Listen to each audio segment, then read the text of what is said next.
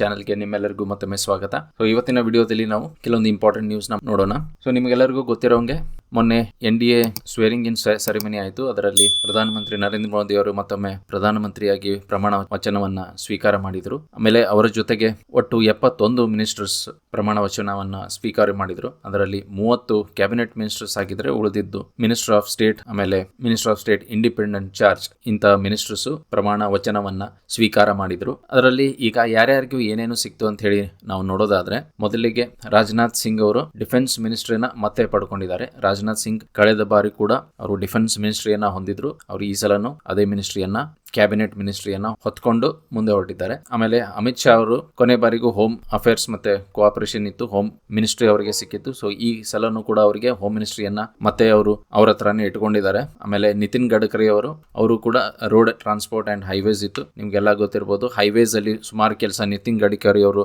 ಮಾಡಿದ್ದಾರೆ. ಸೊ ಅದೇ ತರ ಅವ್ರ ಕೆಲಸ ವೇಗವಾಗಿ ಮುಂದುವರಿಲಿ ಅಂತ ಹೇಳಿ ಅವರು ಅದೇ ಮಿನಿಸ್ಟ್ರಿಯನ್ನ ತಮ್ಮ ಹತ್ರನೇ ಇಟ್ಕೊಂಡಿದ್ದಾರೆ. ಅದೇ ತರ JP ನಡ್ಡಾ ಇವರು ನಿಮ್ಗೆಲ್ಲ ಗೊತ್ತಿರುವಂಗೆ ಬಿಜೆಪಿಯ ನ್ಯಾಷನಲ್ ಪ್ರೆಸಿಡೆಂಟ್ ಆಗಿದ್ರು. ಅವರಿಗೆ ಕಳೆದ ಬಾರಿ ಮಿನಿಸ್ಟ್ರಿ ಇರಲಿಲ್ಲ, ಅಂದ್ರೆ ಲಾಸ್ಟ್ 2 ವರ್ಷದಲ್ಲಿ ಯಾವುದು ಮಿನಿಸ್ಟ್ರಿ ಇರಲಿಲ್ಲ. ಅದಕ್ಕಿಂತ ಮುಂಚೆ 2019 ಅವರು ಇದ್ರ ಹೆಲ್ತ್ ಮಿನಿಸ್ಟ್ರಿಯನ್ನು ಹೊಂದಿದ್ರು. ಈಗ ಮತ್ತೆ ಅವರಿಗೆ same health and family welfare ಮಿನಿಸ್ಟ್ರಿಯನ್ನ, ಅದ್ರ ಜೊತೆಗೆ ಅವರಿಗೆ ಒಂದು ಅಡಿಷನಲ್ ಮಿನಿಸ್ಟ್ರಿ ಆಗಿ ಕೆಮಿಕಲ್ಸ್ ಅಂಡ್ ಫರ್ಟಿಲೈಸರ್ಸ್ ಕೂಡ ಕೊಟ್ಟಿದ್ದಾರೆ. ಆಮೇಲೆ ಶಿವರಾಜ್ ಸಿಂಗ್ ಚೌಹಾಣ್ ನಿಮ್ಗೆ ಗೊತ್ತಿರಬಹುದು, ಅವರು ಮಧ್ಯಪ್ರದೇಶದ ಚೀಫ್ ಮಿನಿಸ್ಟರ್ ಆಗಿದ್ರು. 3 ಸಲ ಅವರು ಮಧ್ಯಪ್ರದೇಶನ ಚೀಫ್ ಮಿನಿಸ್ಟರ್ ಆಗಿ ಸತತವಾಗಿ ಆರಿಸಿಕೊಂಡು ಬಂದಿದ್ರು. ಹಾಗಾಗಿ ಈ ಸಲ ಅವ್ರಿಗೆ ಮತ್ತೊಮ್ಮೆ ಅವರ ಸರ್ಕಾರ ಗೆದ್ದು ಬಂದಿದ್ರು ಕೂಡ ಬಿಜೆಪಿಯಿಂದ ಅವ್ರು ಏನ್ ಮಾಡಿದ್ರು, ಮತ್ತೊಮ್ಮೆ ಚೀಫ್ ಮಿನಿಸ್ಟರ್ ಆಗ್ಲಿಲ್ಲ. ಅವರು ರಿಸೈನ್ ಮಾಡಿ ಈಗ ಸೆಂಟ್ರಲ್ ನ ಅವ್ರಿಗೆ ಕರ್ಸ್ಕೊಂಡಿದ್ದಾರೆ, ಸೆಂಟ್ರಲ್ ಮಿನಿಸ್ಟ್ರಿಗೆ. ಸೊ ಕ್ಯಾಬಿನೆಟ್ ಅಲ್ಲಿ ಅವರಿಗೆ ಈ ಸಲ agriculture and farmers welfare and rural development ಈ ಮಿನಿಸ್ಟ್ರಿಯನ್ನ ಶಿವರಾಜ್ ಸಿಂಗ್ ಚೌಹಾಣ್ ಅವರಿಗೆ ಕೊಡಲಾಗಿದೆ.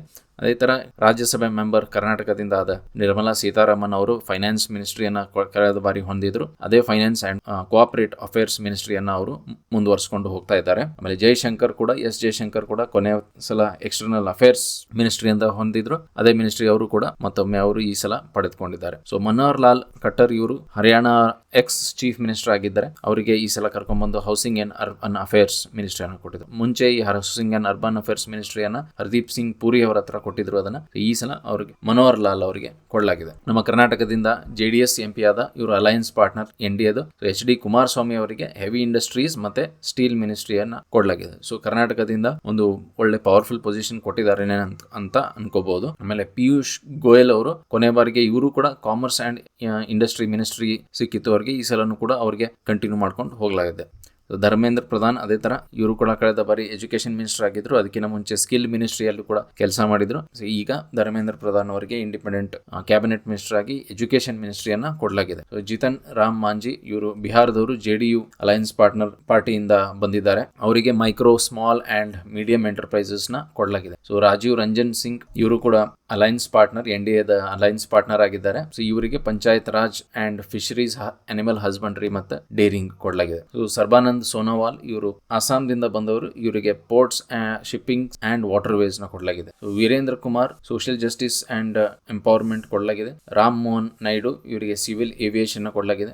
ನಮ್ಮ ಕರ್ನಾಟಕದಿಂದ ಮತ್ತೊಬ್ಬ ಕ್ಯಾಬಿನೆಟ್ ಮಿನಿಸ್ಟರ್ ಪ್ರಹ್ಲಾದ್ ಜೋಶಿ ಅವರು ಕೊನೆ ಬಾರಿಗೆ ಇವರಿಗೆ ಪಾರ್ಲಿಮೆಂಟರಿ ಅಫೇರ್ಸ್ ಮಿನಿಸ್ಟರ್ ಕೊಡಲಾಗಿತ್ತು. ಈ ಸಲ ಇವರಿಗೆ consumer affairs, food and public distribution ಮತ್ತೆ ನ್ಯೂ ಅಂಡ್ ರಿನ್ಯೂಯಬಲ್ ಎನರ್ಜಿ ಎರಡು ಪೋರ್ಟ್ಫೋಲಿಯೋ ಕೂಡ ಇಂಪಾರ್ಟೆಂಟ್ ಆಗಿದೆ. Consumer affairs, food and public ಜೊತೆಗೆ ನ್ಯೂ ಅಂಡ್ ರಿನ್ಯೂಯಬಲ್ ಎನರ್ಜಿ. ಯಾಕಂದ್ರೆ ಇಂಡಿಯಾ ರಿನ್ಯೂಯಬಲ್ ಎನರ್ಜಿ ಮೇಲೆ ಸುಮಾರು ಕೆಲಸಗಳನ್ನು ಮಾಡಬೇಕು ಅಂತ ಹೇಳಿ ಗುರಿಯನ್ನ ಹೊಂದ್ಕೊಂಡಿದೆ ಸರ್ಕಾರ. ಸೊ ಆ ಗುರಿಯನ್ನ ತಲುಪಿಸಲಿಕ್ಕೆ ಇವರು ಪ್ರಹ್ಲಾದ್ ಜೋಶಿ ಅವರು ಕೂಡ ಒಂದು ಮುಖ್ಯ ರೋಲ್ ಅನ್ನ ನಿಭಾಯಿಸಲು ಇಲ್ಲಿ ತಮ್ಮ ಮಿನಿಸ್ಟ್ರಿಯಲ್ಲಿ ಸಿದ್ಧರಾಗಿದ್ದಾರೆ. ಉಜ್ವಲ್ ಓರಾಮ್ ಇವರು ಟ್ರೈಬಲ್ ಅಫೇರ್ಸ್ ಮಿನಿಸ್ಟ್ರಿಯನ್ನ ಕೊಡಲಾಗಿದೆ. ಆಮೇಲೆ ಗಿರಿರಾಜ್ ಸಿಂಗ್ ಇವರಿಗೆ ಟೆಕ್ಸ್ಟೈಲ್ ಮಿನಿಸ್ಟ್ರಿಯನ್ನ ಕೊಡಲಾಗಿದೆ. ಆಮೇಲೆ ಅಶ್ವಿನಿ ವೈಷ್ಣವ್ ಅವರಿಗೆ railways, information and broadcasting, electronics and information technology ಇವರು ಕೂಡ ಮುಂದುವರಿಸಲಾಗಿದೆ. ಕಳೆದ ಬಾರಿ ಇವರಿಗೆ ಸೇಮ್ ಪೋರ್ಟ್ಫೋಲಿಯೋನ ಕೊಟ್ಟಿದ್ರು.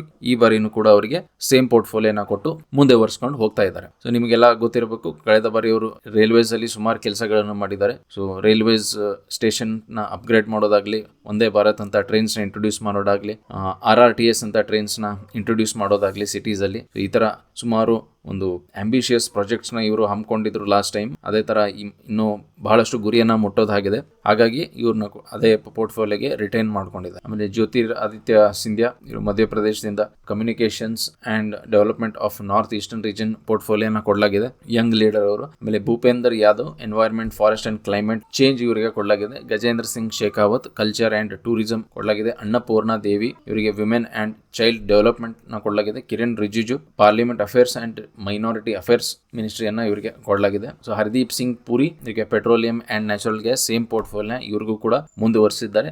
ಮನ್ಸುಖ್ ಮಾಂಡವ್ಯ ಇವರಿಗೆ ಲೇಬರ್ ಅಂಡ್ ಎಂಪ್ಲಾಯ್ಮೆಂಟ್ ಮತ್ತೆ ಯೂತ್ ಅಫೇರ್ಸ್ ಅಂಡ್ ಸ್ಪೋರ್ಟ್ಸ್ ಮಿನಿಸ್ಟ್ರಿಯನ್ನ ಕೊಡಲಾಗಿದೆ. ಅದೇ ತರ ಜಿ ಕಿಶನ್ ರೆಡ್ಡಿ ಇವರಿಗೆ ಕೋಲ್ ಅಂಡ್ ಮೈನ್ಸ್ ನ ಕೊಡಲಾಗಿದೆ. ಚಿರಾಗ್ ಪಾಸ್ವಾನ್ ಇವರು ಕೂಡ NDA ಅಲೈನ್ಸ್ ಪಾರ್ಟ್ನರ್ ಆಗಿದ್ದಾರೆ. ಇವರಿಗೆ ಫುಡ್ ಪ್ರಾಸೆಸಿಂಗ್ ಅಂಡ್ ಇಂಡಸ್ಟ್ರೀಸ್ ಇವರು ಕೂಡ ಒಂದು ಯುವ ನಾಯಕ, ಇವರಿಗೆ ಫುಡ್ ಪ್ರಾಸೆಸಿಂಗ್ ಇಂಡಸ್ಟ್ರೀಸ್ ಮಿನಿಸ್ಟ್ರಿಯನ್ನ ಕೊಡಲಾಗಿದೆ. ಆಮೇಲೆ ಕೊನೆಯದಾಗಿ CR ಪಾಟೀಲ್ ಇವರಿಗೆ ಜಲ್ ಶಕ್ತಿ ಮಿನಿಸ್ಟ್ರಿಯನ್ನ ಕೊಡಲಾಗಿದೆ. ಸೊ ಇವರಿಷ್ಟು ಮಂದಿ ಇವರೆಲ್ಲರೂ ಕ್ಯಾಬಿನೆಟ್ ಬರ್ತ್ ಮಿನಿಸ್ಟ್ರಿಯನ್ನ ಇವರಿಗೆ ಕೊಡಲಾಗಿದೆ. ಆಮೇಲೆ ಮಿಕ್ಕ ಉಳಿದವರಿಗೆ ಇನ್ನು 5 ಜನರಿಗೆ independent charge ministry of state ನ ಕೊಡಲಾಗಿದೆ. ಆಮೇಲೆ ಉಳಿದವರು ಏನಿದ್ದಾರೆ ಅವರಿಗೆ ಮಿನಿಸ್ಟ್ರಿ ಆಫ್ ಸ್ಟೇಟ್ ನ ಪೊಸಿಷನ್ಸ್ ನ ಕೊಡಲಾಗಿದೆ. ಸೊ ನಿಮ್ಗೆ ಗೊತ್ತಿರಬೇಕು, ಇದರಲ್ಲಿ ಹೈರಾರ್ಕಿಯಲ್ಲಿ ಮೊದಲಿಗೆ ಕ್ಯಾಬಿನೆಟ್ ಮಿನಿಸ್ಟರ್ಸ್ ಇರ್ತಾರೆ, ಅಂದ್ರೆ ಇವರು ಟಾಪ್ ಅಲ್ಲಿ ಇರ್ತಾರೆ. ಕ್ಯಾಬಿನೆಟ್ ಮಿನಿಸ್ಟರ್ಸ್ ಆದ್ಮೇಲೆ ಮಿನಿಸ್ಟ್ರಿ ಆಫ್ ಸ್ಟೇಟ್ MOS ಅಂತ ಕರೀತಾವ್ರಿಗೆ. Ministry of state independent charge ಇವರು 2ನೇ ಹಂತದರು. ಆಮೇಲೆ ಕೊನೆಯ ಹಂತದಲ್ಲಿ ಮಿನಿಸ್ಟ್ರಿ ಆಫ್ ಸ್ಟೇಟ್ MOS ಅಂತ ಕರೀತಾರೆ.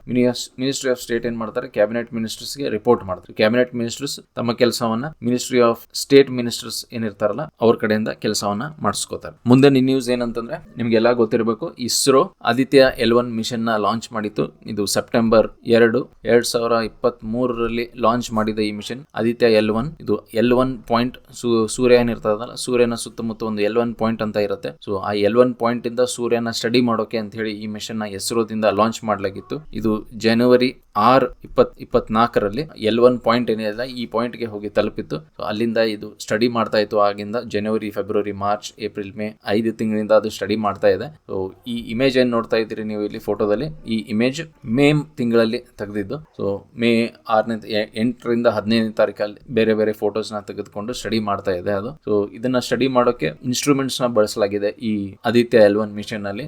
ಯಾವ ಇನ್ಸ್ಟ್ರೂಮೆಂಟ್ಸ್ ನ ಬಳಸಲಾಗಿದೆ ಅಂತಂದ್ರೆ ಸೋಲಾರ್ ಅಲ್ಟ್ರಾವೈಲೆಟ್ ಇಮೇಜಿಂಗ್ ಟೆಲಿಸ್ಕೋಪ್ ಅಥವಾ ಶಾರ್ಟ್ ಫಾರ್ಮ್ ಅಲ್ಲಿ ಸೂಟ್ ಅಂತ ಹೇಳಿ ಇದನ್ನ ಕರೀತಾರೆ. ಸೊ ಈ ಇನ್ಸ್ಟ್ರೂಮೆಂಟ್ ಜೊತೆಗೆ ಮತ್ತೊಂದು ಇನ್ಸ್ಟ್ರೂಮೆಂಟ್ ಏನಂತಂದ್ರೆ ವಿಸಿಬಲ್ ಎಮಿಷನ್ ಲೈನ್ ಕೊರೋನಾಗ್ರಾಫ್ ಹೇಳಿ. ಸೊ ಈ 2 ಇನ್ಸ್ಟ್ರೂಮೆಂಟ್ಸ್ ಸಹಾಯದಿಂದ ಫೋಟೋಸ್ ನ ತೆಗೆದು ಅಲ್ಲಿ ಸೂರ್ಯದ ವಾತಾವರಣ ಇದೆ ಅದನ್ನ ಸ್ಟಡಿ ಮಾಡ್ತಾ ಇದ್ದಾರೆ.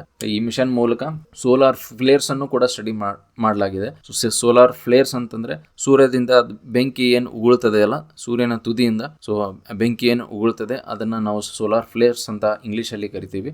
ಅದನ್ನು ಕೂಡ ಸ್ಟಡಿ ಮಾಡ್ತಾ ಇದ್ದಾರೆ. ಆಮೇಲೆ ಎನರ್ಜಿ ಡಿಸ್ಟ್ರಿಬ್ಯೂಷನ್ ನ ಅರ್ಥ ಏನಂತಂದ್ರೆ ಸೂರ್ಯನ ಶಕ್ತಿ ಎಲ್ಲವೂ ಒಂದೇ ಕಡೆ ಸಮನಾಗಿ ಇರೋದಿಲ್ಲ.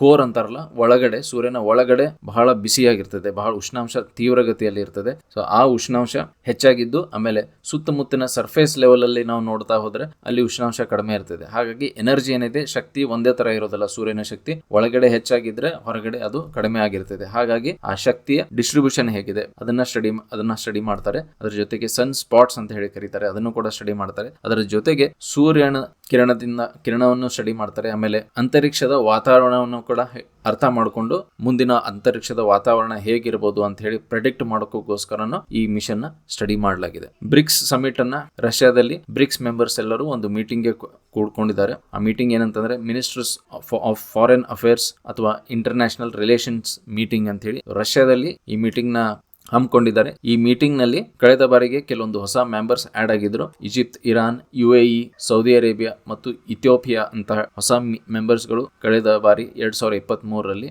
ಆಡ್ ಆಗಿದ್ರು. ಅವರಿಗೆ ಫಾರ್ಮಲ್ ಆಗಿ ಒಂದು ವೆಲ್ಕಮ್ ಈ ಮೀಟಿಂಗ್ ಮೂಲಕ ಅವ್ರನ್ನ ವೆಲ್ಕಮ್ ಮಾಡಲಾಗಿದೆ. ಸೊ ಇಂಡಿಯಾ ಕೂಡ ಇದರಲ್ಲಿ ಎಲ್ಲಾ ಮೆಂಬರ್ಸ್ ನ ವೆಲ್ಕಮ್ ಮಾಡಿ ಅವರಿಗೆ ಹೃದಯಪೂರ್ವಕವಾಗಿ ಅವ್ರನ್ನ ಈ ಪ್ಲಾಟ್ಫಾರ್ಮ್ ಗೆ ಸೇರಿಸಿಕೊಳ್ಳಲಾಗಿದೆ ಅಂತ ಹೇಳಿ ಸ್ಟೇಟ್ಮೆಂಟ್ ಕೂಡ ಕೊಟ್ಟಿದ್ದಾರೆ ಸ್ಪೋಕ್ಸ್ ಪರ್ಸನ್ ನಮ್ಮ ಮಿನಿಸ್ಟ್ರಿ ಆಫ್ ಎಕ್ಸ್ಟರ್ನಲ್ ಅಫೇರ್ಸ್ ಇಂದ. ಇವಿಷ್ಟ ನ್ಯೂಸ್ ನಿಂದ ಇವತ್ತಿನ ವಿಡಿಯೋವನ್ನ ನಾವು ಇಲ್ಲಿಗೆ ಮುಗಿಸೋಣ. ನಾಳೆ ಮತ್ತೊಂದು ವಿಡಿಯೋದೊಂದಿಗೆ ನಿಮಗೆ ಸಿಗ್ತೀನಿ. ಅಲ್ಲಿವರೆಗೂ thank you all for watching.